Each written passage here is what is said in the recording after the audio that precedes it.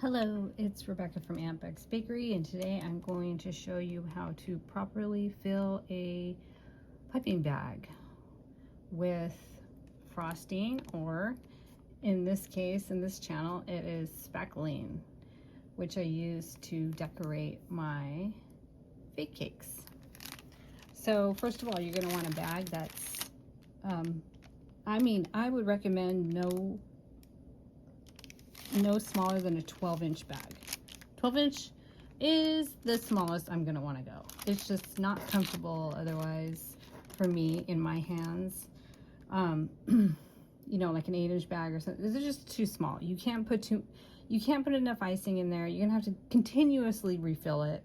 I don't like anything smaller than a 12-inch bag, unless you're doing just like handwriting on a cake, like inscriptions and stuff, then you can use smaller bags. So first you want the bag. Sorry, this is a really noisy bag. And then you're gonna wanna fold it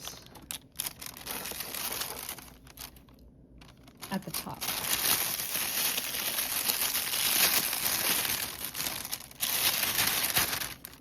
And then you kind of stick your hand inside and make it like rounded.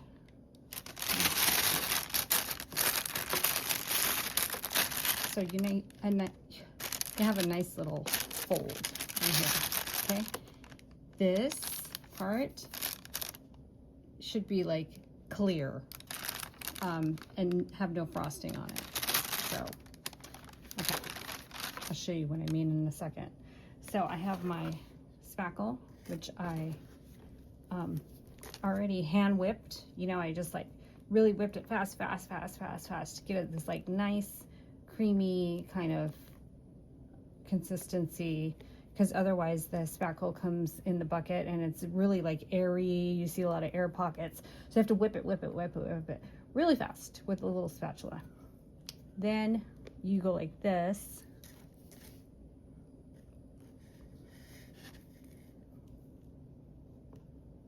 okay?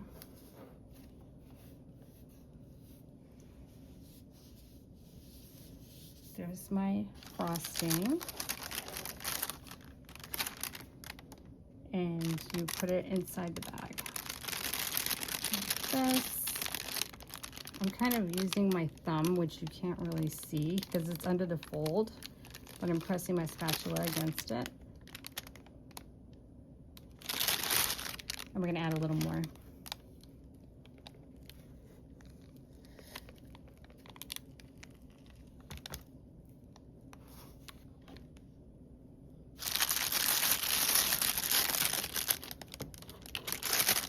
Like open it up,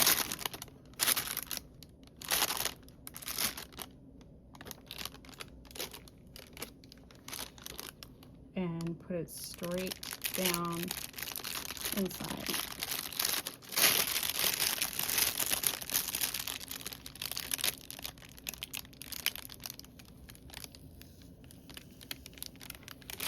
Okay, let me put this to the side real quick.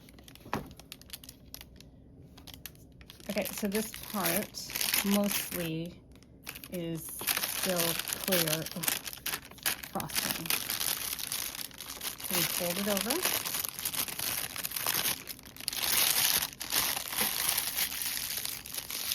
Okay, that's why you have a nice clear end of your bag.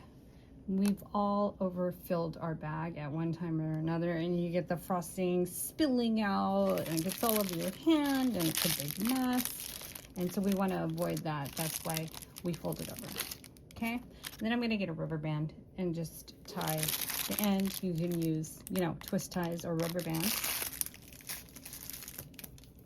Or nothing. You can leave it open, because if you're going to refill it over and over and over again, it can get annoying to take the rubber bands off every time.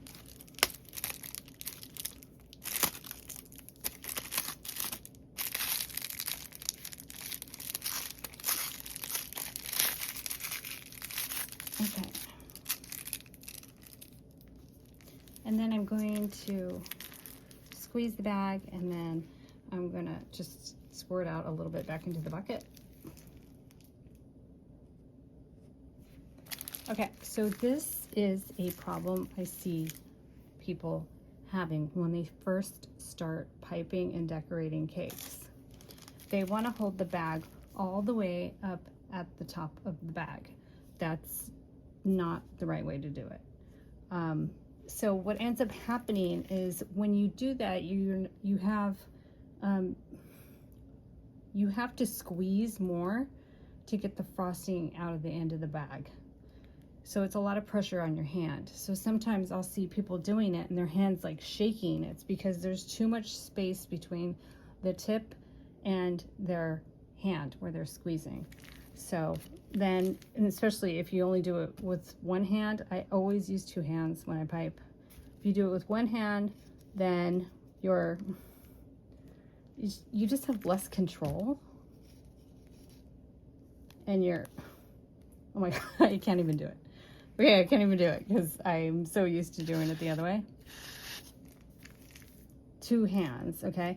But anyway, one hand, and if your hand is too far away from the tip, you have to squeeze really hard and you have less control on your bag and you start to shake a little.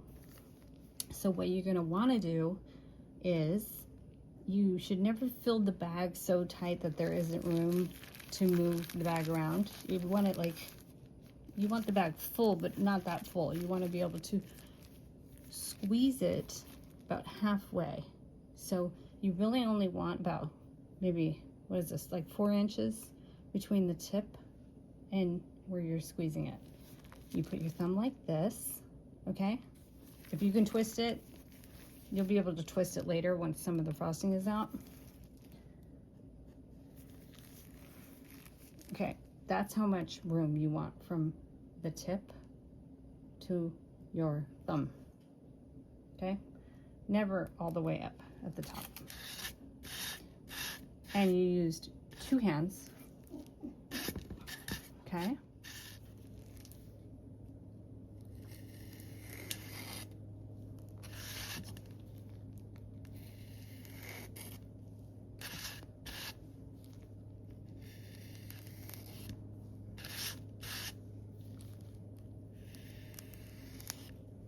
And also when you're doing piping like this, you definitely do want to hold your bag as close to the cake as possible and sideways, not like this, not directly towards the cake.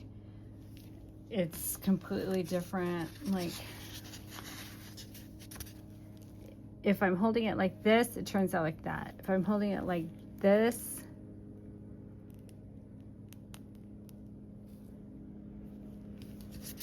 it's like a different angle from when I start to when I end.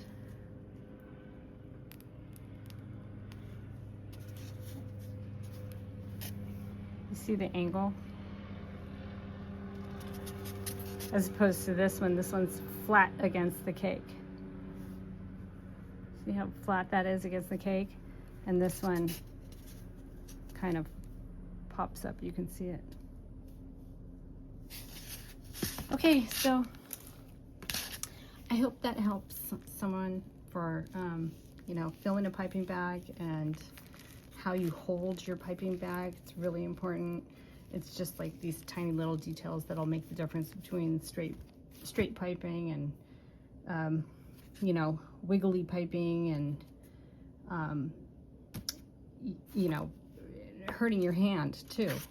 You know, if you're working with some heavy buttercream, holding your bag way back here, that's going to hurt your hand and it's going to be hard to do. It's going to make you struggle because this piping is, this icing, spackling, is very soft, very flexible. But sometimes if you're using like American buttercream on real cakes, that kind of icing can be very tough to squeeze all the way to the end of a bag. So I hope this helps. Give it a thumbs up if you like this video, and I will see you next time in the next video. Okay, have a good one.